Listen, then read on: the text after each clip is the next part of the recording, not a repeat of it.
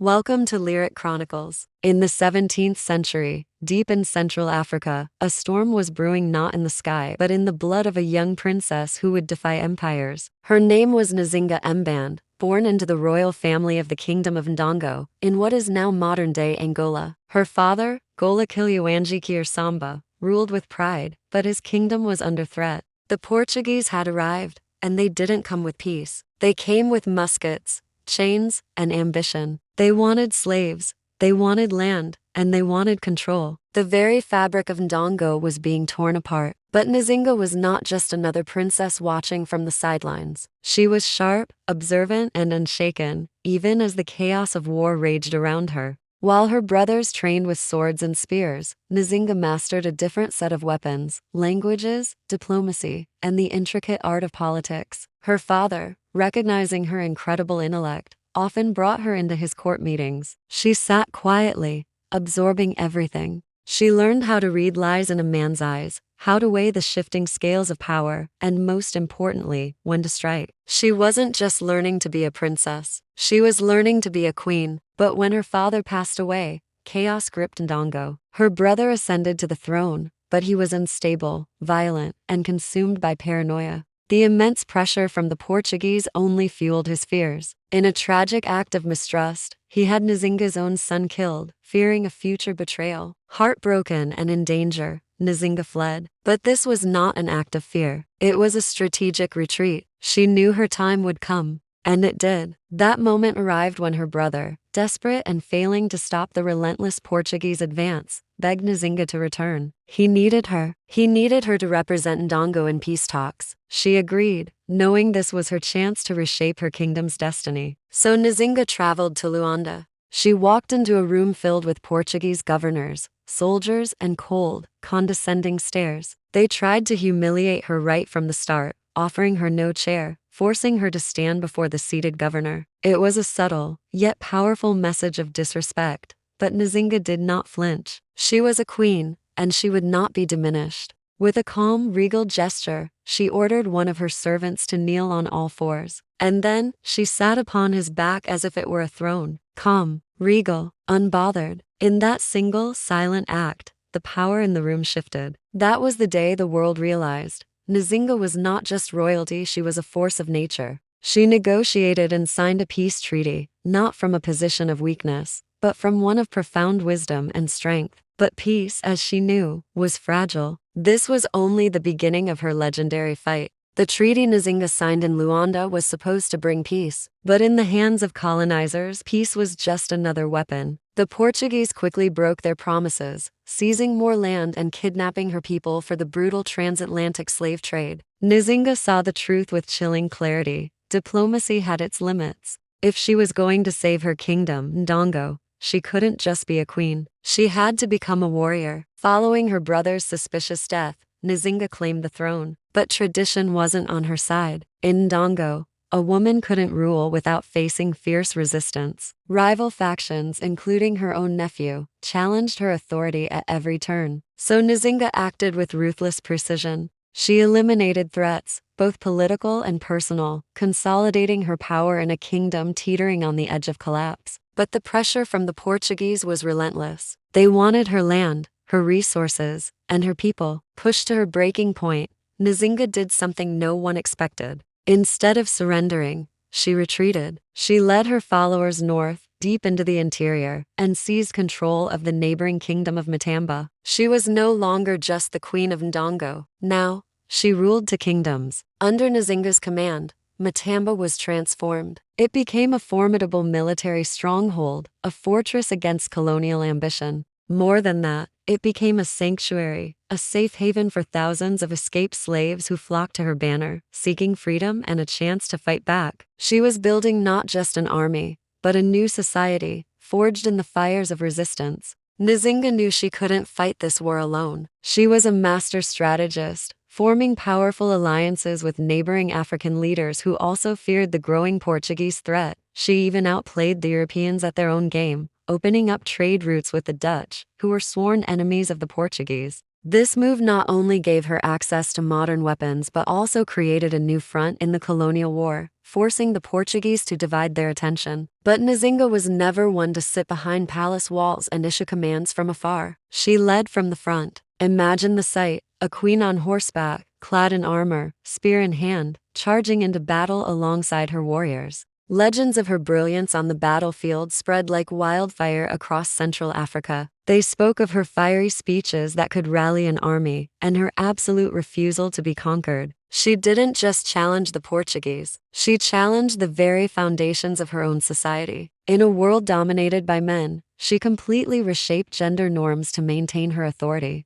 She took on male concubines, dressed in warrior's garb, and insisted on being referred to as king, not queen. She demanded loyalty not as a woman, but as a sovereign, a ruler whose power was absolute and undeniable. Nzinga was rewriting the rules of power. She was more than a queen, more than a general. She became a symbol of defiance, a living legend who proved that one person's will could stand against the tide of an empire. For decades, she fought, she schemed, and she ruled, carving out a legacy of freedom in the heart of colonial Angola. Nzinga's defiance sent shockwaves through Central Africa. She was no longer just resisting, she was threatening an empire. By now, her forces had grown significantly. It wasn't just warriors from her kingdoms of Ndongo and Matamba anymore. Her army was a melting pot of escaped slaves who yearned for freedom, battle-hardened mercenaries, and fiercely loyal tribal allies who saw in her a leader worth following. Her army became a living, breathing symbol of freedom, and her name echoed with power far beyond her own borders. People who had never even seen her whispered her name with a mix of fear and hope.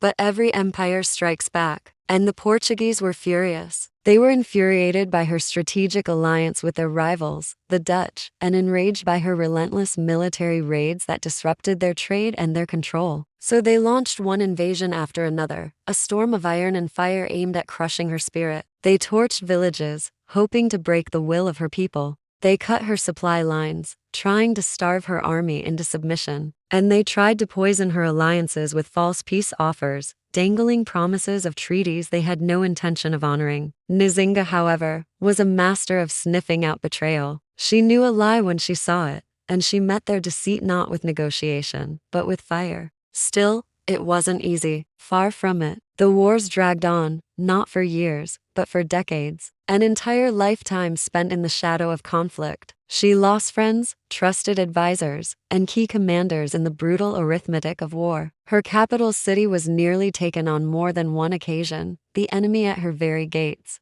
And once, in a moment of devastating defeat, she was forced to flee deep into the forests, a queen without a kingdom, a general without an army. But even there, in exile, she refused to be broken. She rebuilt her resistance from scratch, trading open warfare for clever guerrilla tactics. She taught her warriors to strike like ghosts from the shadows, to use the land itself as a weapon, and to vanish before the Portuguese could even react. Even in the depths of the forest, she ruled with strategy and a sharp political mind. She made a calculated decision to publicly adopt Christianity. It wasn't a sudden conversion of faith, but a brilliant political move. It allowed her to engage with the Europeans on their own terms, to play their game of politics and religion. Her letters to European monarchs were masterpieces of diplomacy. They were signed not just with her name, but with her title, Queen Nzinga. She was asserting her legitimacy, showing them that a mask of diplomacy could be just as powerful as a sword. And through it all,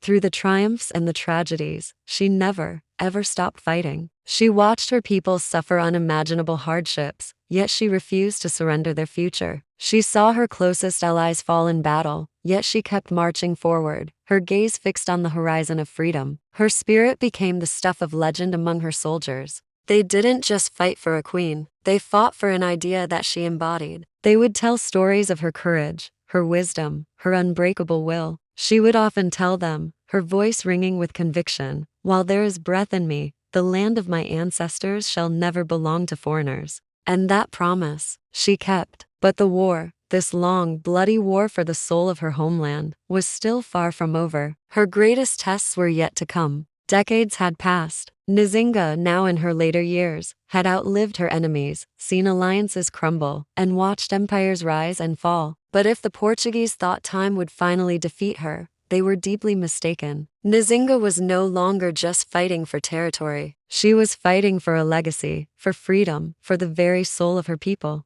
And as her body aged, her strategic mind only grew sharper. She knew a kingdom couldn't survive on warfare alone, so she began a massive economic overhaul, making her kingdom of Matamba self-reliant. She skillfully built new trade routes, bypassing Portuguese control and dealing directly with their rivals, the Dutch. She supplied her army, not with foreign aid, but through sheer force of will and brilliant resource management. Her capital transformed into a sanctuary, a safe haven for escaped slaves, a powerful act of defiance against the horrific transatlantic slave trade. Her resistance wasn't just on the battlefield, it was ideological. Nzinga became a living symbol of African resistance to colonialism, a concept she embodied long before the word even existed, and she never, ever stopped fighting. Imagine this, even in her 60s, Nzinga still led cavalry charges on horseback, a terrifying and awe-inspiring sight for her enemies. They feared her not just for her military genius,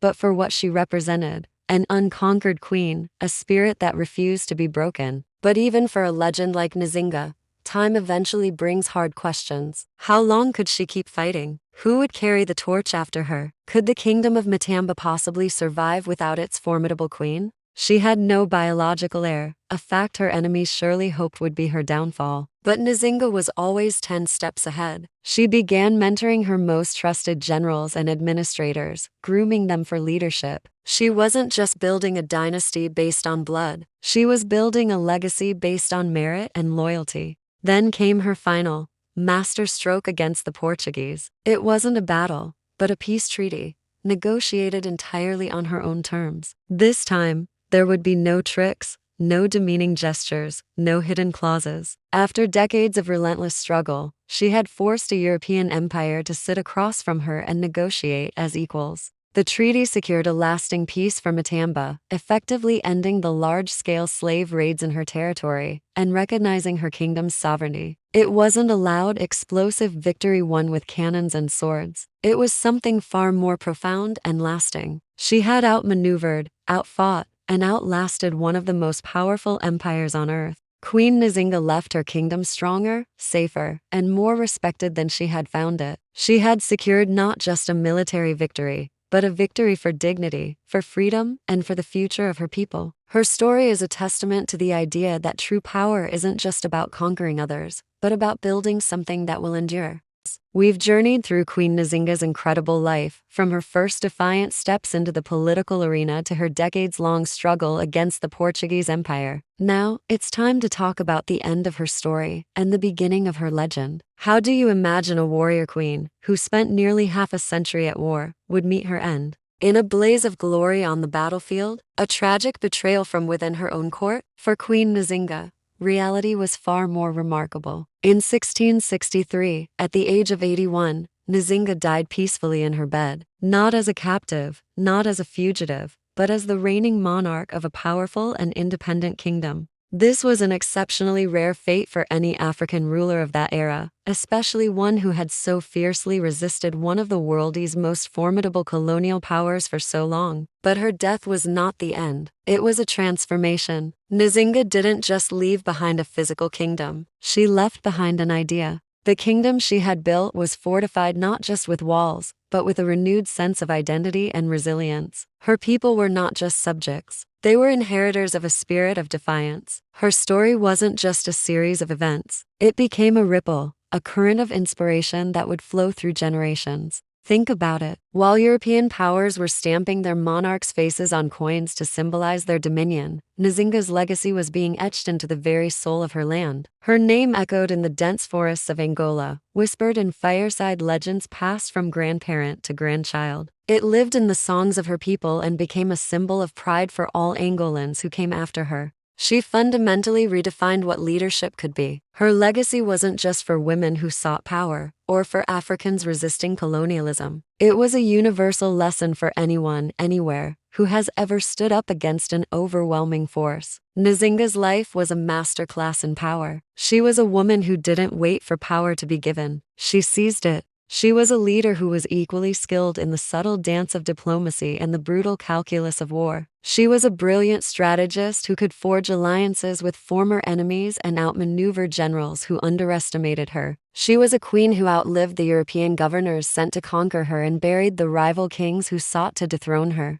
She saw empires rise and fall, yet she endured. For centuries, colonial narratives tried to bury her story, to silence her impact, reducing her to a footnote or a caricature. But you can't silence a force of nature. Today, her legacy is being reclaimed, celebrated, and amplified. In Luanda, the capital of modern-day Angola, a magnificent statue of her on horseback now stands, a powerful symbol watching over the city. Streets and public squares bear her name. Her story, once intentionally obscured, is now finding new life in books, in scholarly articles, in films, and in channels just like this one. We tell her story not just to remember the past, but to understand the present. Her life shows us that one person's courage can indeed shape the course of history. Queen Nzinga was never truly conquered. Instead, she achieved something far greater. She became immortal. Thank you so much for joining us on this incredible journey into the life of one of history's most awe-inspiring leaders.